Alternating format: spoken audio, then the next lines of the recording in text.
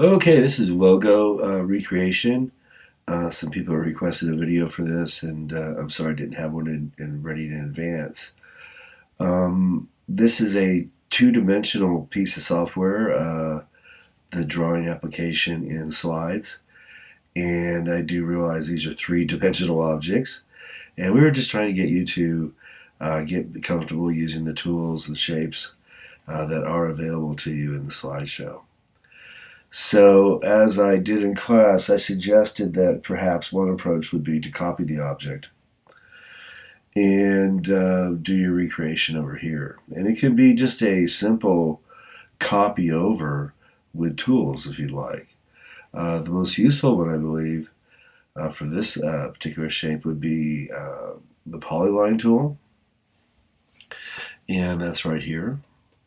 And if you recall from earlier years, you should just be able to click and let up at the vertices where you want the shape to exist. And you can get something like that. And of course, you can zoom in and get more accurate. With the object, you can remove or enhance the border. If you remove it, you can kind of work around and maybe either use lines here to get what you need. But I would suggest and ask that you use different colors so that your replication is actually looks different from the other one. So I can tell that you made it by hand. Going back to fit here and looking at this one.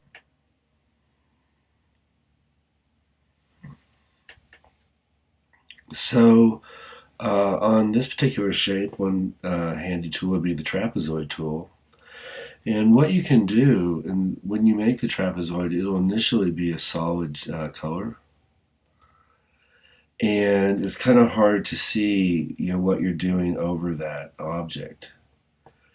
And so what I did is to go to custom and fill and make that transparency around 50% or so I can see what I'm drawing over. And the trapezoid tool is, let's see, right here, this guy right here. And it has yellow handles, and those are what you can adjust. And all I did was I put it right here, moved that yellow to where I wanted it, and since it is a direct shot, this lines up as well. You could use then another trapezoid to go from here to here and down all the way down to here. Again, a polyline tool could help you go around a shape if you're real careful, and that would help you extend the trapezoid to what you need. And again, I'll leave it to you to put in the color and decide how you go about making this object.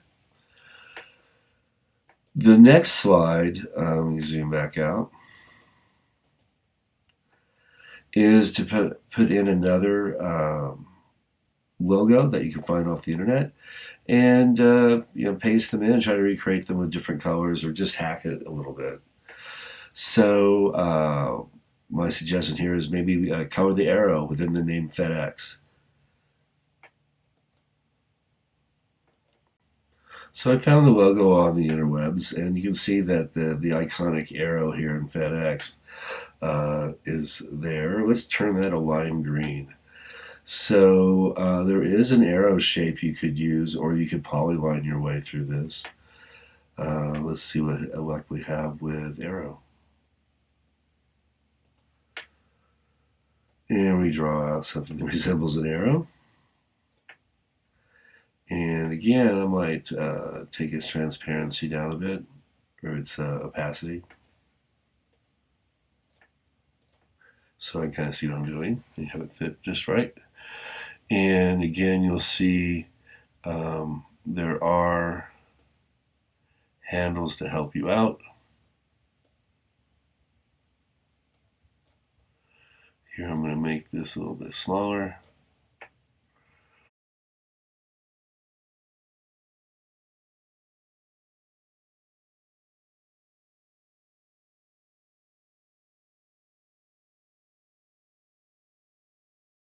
And it doesn't have to be perfect. And let's make it lime green. So something like that. Pretty simple. I've seen students do things much more complicated, but that's not something you can do. Lastly, I'd love to see you try out your initials and do some interlocking letters. These images were gleaned from just Googling the phrase interlocking letters. Seen some interesting results here. When you're doing stuff like this, you can just do, say, this letter C here, then just paste the J on top of it. And then just take a rectangle, a blue, and right over the J that's on top of the C, do a blue so it looks like the C, this part of the C is on top. And that's how you can do interlocking letters pretty easily. You can see certain shapes lend itself better than others, and you are somewhat limited by the fonts here. There are fonts you can get out on the internet. If you type in fonts, you can certainly find some that might be superior to the ones that we have here. And believe you me, there's lots here, but you can get more as well. If you get more fonts, they're everywhere. And I'll let you decide what kind of font you want to use. And there's many, many, many that you could add.